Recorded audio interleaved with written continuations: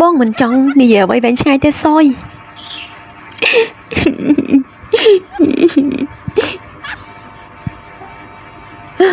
បងណាត់អូនមកថ្ងៃនេះ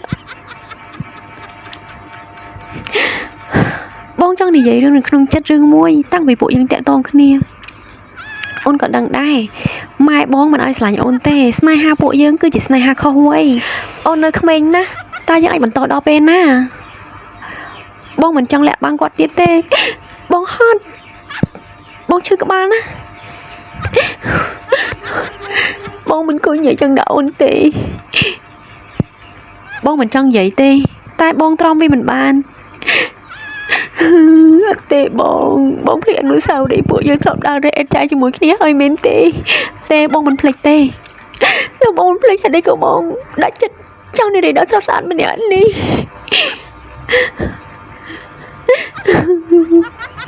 សូមបងចាំថ្ងៃណាមួយអូនរែកអេតចាយបាន$10000បងអូននឹងចូលស្ដីបងភ្លាមមិនឲ្យម៉ែបងពិបាកនោះទេសូមបងប្រាប់គាត់ទៅបងដាច់ចិត្តឃើញរីដល់ស្រស់ស្អាតម្នាក់នេះយំនៅនឹងមុខបងដែរមែនទេមិនសូមមកទៅចុះពួកយើងរើអេតចាយជាមួយគ្នារាល់ដងបើបាត់បងតើឲ្យអូនទៅជាមួយអ្នកណា